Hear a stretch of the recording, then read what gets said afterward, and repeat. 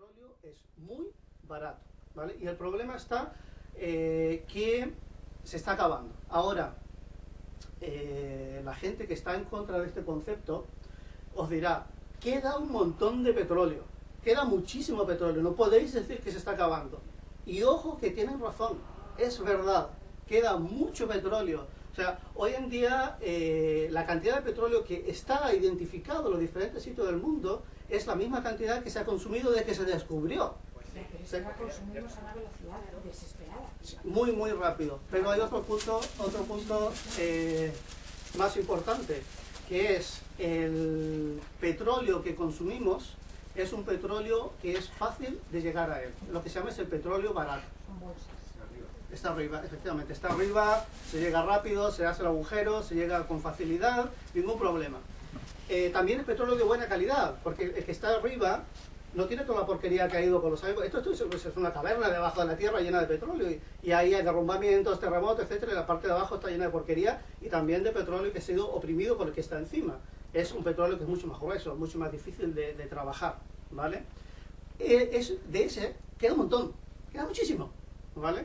Lo que se nos está acabando es el petróleo fácil de llegar, ¿vale? Eso es, y es cuando la gente os diga, si a lo mejor habláis de esto, amigos, te sale uno por ahí, no, sí queda la hostia, pues es verdad, sí queda.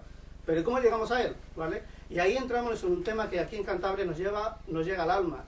El que, como queda poco fácil de llegar, y el que se está llegando ya es difícil de llegar a él, el petróleo que tienes que, Canarias, agujero súper grande, abajo profundo, con el riesgo que eso significa, para llegar a este petróleo, o el fracking.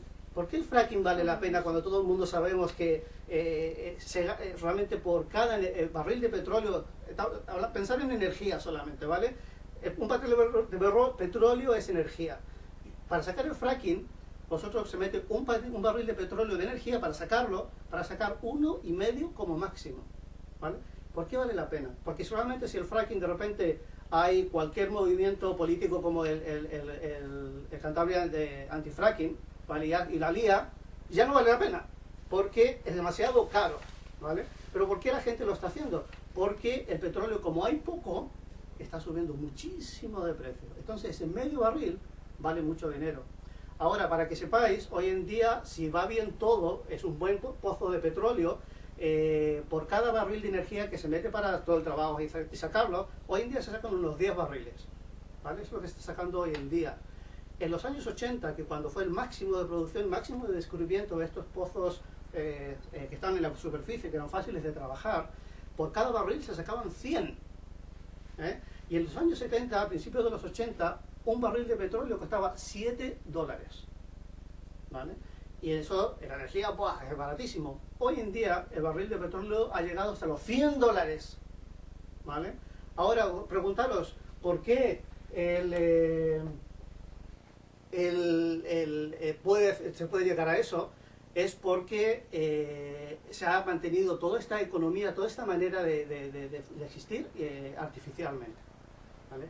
Realmente la energía que tenemos hoy en día está basada en países entre Europa y Estados Unidos, van a otros países y les roban literalmente el petróleo que tienen, no pagan por ello. Está todo el tema de Irak, Libia y todo esto, incluyendo, no sé si sabéis, en Gaza, el último ataque de Israel a Gaza. La gente dice, bueno, ¿por qué tanta brutalidad? Porque justo, casualidad, que unos meses antes, justo está la franja, el sitio donde está bombardeado, saca hacia el mar, que es el territorio de Palestina, eso, y han descubierto una gran bolsa de gas, ¿vale? Entonces, eso es la razón, porque eso se están cargando todo Gaza, porque Israel quiere eso, ¿vale? Está creando todo ese tipo de problemas. Entonces, la realidad que estamos viviendo hoy en día por todo esto es que, pues, por ejemplo, aquí en España se usa, en Estados Unidos más, tenemos ciudades donde está el centro de la ciudad, está la periferia, donde están los barrios periféricos, están centros comerciales, y está todo basado en este concepto en que podemos coger un coche y movernos, voy a la compra, voy a trabajar, voy a la ciudad, puedo utilizar todo esto porque tengo energía barata, puedo moverme, y si lo pensáis, el concepto de la ciudad funcionando así, si no tuviera esa energía barata no tiene sentido. Yo quiero, como vivía originalmente, pues yo tenía la tienda al lado, en el barrio o en el pueblo, iba caminando y compraba las cosas. Y si trabajaba, la gente trataba de trabajar muy cerca del centro de trabajo. En la revolución industrial, no sé si sabéis, estaba la fábrica y los barrios estaban todo alrededor. ¿Por qué? Porque no se podían pagar un transporte. Eso era impensable, ¿vale? Pero todo eso ha ido cambiando poco a poco, y lo podemos hacer hoy en día por este petróleo barato, ¿vale? También en la vida moderna, aunque nosotros, bueno, esto es más que discutir, pero también toda la electrónica, plásticos, etcétera, etcétera, también todo eso viene del petróleo. Y yo diría que toda esta cacharrería que veis aquí, casi el 80% es todo petróleo, ¿vale? Por eso, porque es barato, perdona. Sí. Es por eso, porque los materiales derivados del petróleo son los más baratos. Sí. Porque posiblemente se podían encontrar otros materiales. Claro. Pero lo que dices, en realidad es barato, sí, señor. Sí, mucho. Sí, demasiado. Y una cosa, si lo pensáis, tenemos esta energía barata, ¿vale? Pero realmente el petróleo puede hacer todo este tipo de cosas, incluyendo las telas estas modernas y todo este tipo de cosas. Pero si lo pensáis, estamos quemando un material que realmente sirve para todo tipo de cosas, ¿vale? Y lo estamos quemando porque nos gusta coger el coche y ir a Santander a comprar, al centro comercial, ¿eh? Entonces, eso es uno de los cambios de mentalidad ese que dije al principio. También es un cambio de mentalidad individual de cada uno de nosotros que es importante, ¿vale?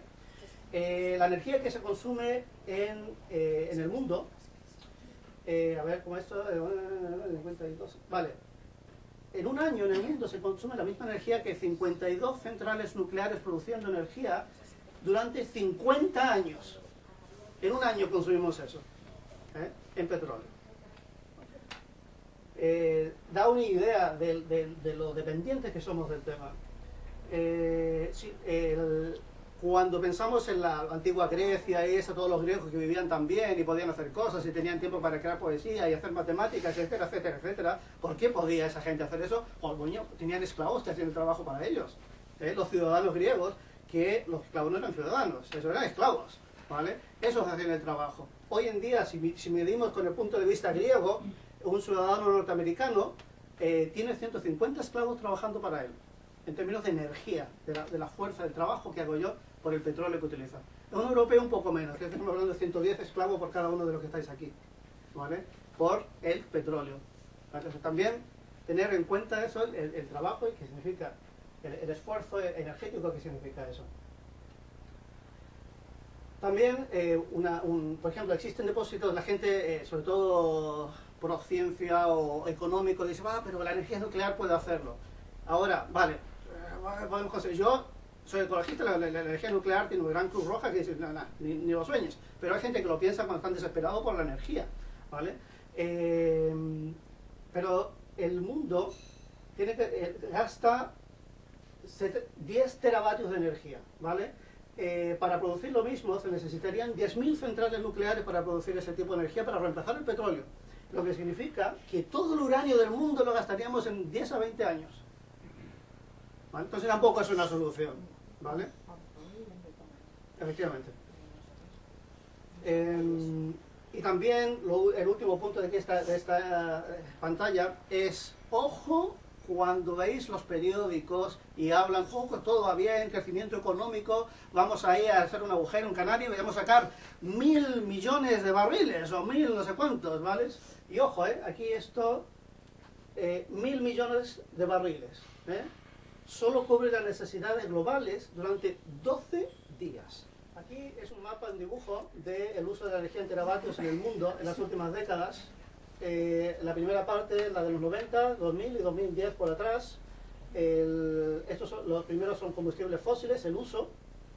Esta es la nuclear y estas son las renovables, ¿vale? Las renovables ha ido creciendo, pero sigue siendo una minoría, sigue siendo el más pequeñito de todos. Pero los combustibles fósiles, y ojo que aquí también se incluye el carbón, dependemos mucho de ellos, O sea, el carbón lo incluyes en el mismo grupo que el petróleo. Sí, sí, pero contamina más. Lo que sí hay mucho más, el carbón, tenemos todavía mucho más tiempo de carbón que de petróleo. ¿vale? Pero es más difícil de usar porque contamina muchísimo. También es verdad que la tecnología, digamos, los motores, todo ha hecho que se vaya maximizando cada vez más ese petróleo y también contaminando menos, pero no es bastante. Sí. No, pero ese concepto es verdad, ¿eh? O Y sea, las eso funciona carreteras, así. el tener una buena carretera hace que gastes menos Menos, gasolina sí, sí. a tener una carretera hecha una mierda. Sí, sí, Vamos, pero pongamos, todo eso. ¿sabéis lo que ocurre? Eso se estudió en la época de las máquinas, de los trenes a vapor.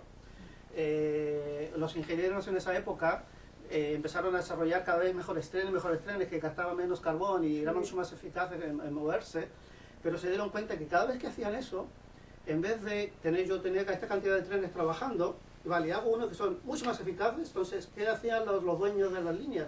Tenían un tren que gastaba menos, entonces compraban el doble. Y al final, a nivel de uso y a nivel de contaminación, se contaminaba igual, ¿vale? Y eso ha ocurrido exactamente con los coches. Son coches mucho más baratos, gastan mucho menos, las carreteras son mejores, gastan menos, pero la gente dice, pues más barato compro otro, en vez de antes se tenían 10 años el coche, pues no, ahora tengo 5 o menos, 3 años y compro otro nuevo si tengo la pasta, ¿sabes? Entonces, no es una solución el mejorar tecnológicamente el medio de transporte individual. De todos modos es positivo. Por supuesto. Siempre, pienso yo. No, pero Antes sabes, decía sí. ahí la clave sociedad, es sí. el transporte público. Sí. Toda esa tecnología meterla en transporte Sí, público. es el cambio de mentalidad, el Sí. único, yo creo que puede salvar Y esa eléctrico, situación. híbridos, tal. Sí, Sí, pero el cambio público, de ¿eh? mentalidad. Público. Realmente lo necesito, vivir así, digamos, en ese... Eso. estar en esa Y a nivel de vida. coches, mucha gente le cuesta el no tener coche, ¿eh? Es un cambio, un shock realmente cultural muy fuerte. Pero Una bajada de estatus. efectivamente el Una bajada estatus, de todo estatus. eso. Pero hay una cosa, el coche a lo mejor es la solución más fácil, porque hay conceptos que ya se están desarrollando en las ciudades de países del norte, donde, imaginar, primero que todo un buen transporte público, pero bueno, ¿vale? Yo quiero de hoy, como yo vivo en Carasa, yo quiero ir a Carasa y no tardo más de media hora, ¿vale? 40 minutos es demasiado, media hora, vale, yo lo acepto, si llegar en media hora a Carasa. Pero hoy en día en Carasa es que ni siquiera tenemos, o sea que es cero, ¿vale? Entonces, esa es la diferencia. Ahora, los coches, lo que se está trabajando es tecnología móvil. Yo tengo una ciudad donde el transporte público no me lleva a donde quiero ir, ¿vale? Entonces, ¿qué punto? Quiero ir aquí, tal fecha, tantas personas, tantos kilos. Y el sistema me registra una especie de alquiler, pero público, de coches. Yo llego ese día, pongo mi DNI o mi tarjetilla o mi teléfono y me da la llave del coche. Cojo, lo uso, llego a mi destino, lo pongo en un parking específico para este tipo de cosas y me olvido de él. Y otra persona viene después y lo usan. Y estos coches se están rotando constantemente. Es el car sharing, ¿no? Sí, pero público, porque no de empresa privada. Pero bueno, el concepto es el mismo, Sí. ¿vale? Ahora, esa es una buena idea y eso sí que sería una ayuda a todo esto. Pero aquí hay dos cosas. Primero que todo, yo no lo compro, ¿vale? No necesito gastarme eso dinero, el esfuerzo, el préstamo del banco, etcétera, etcétera, etcétera, ¿vale? Segundo, toda la gente que tenéis coche le habrá pasado, os pasa esto. Hacéis el esfuerzo económico de comprar el coche, pero si lo pensáis, ese coche está más del 90% del tiempo aparcado. No se está moviendo, ¿vale?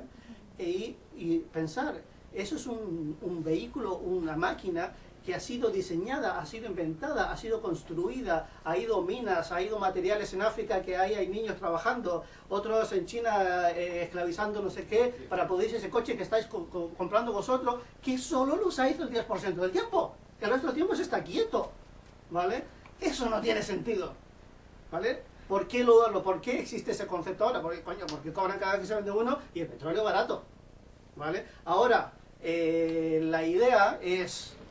¿Se convierte esto en un medio público? No nos quedamos sin coche. Se pueden usar cuando se necesitan, pero solo puntualmente cuando necesiten, porque el resto del tiempo el transporte público me cubre perfectamente.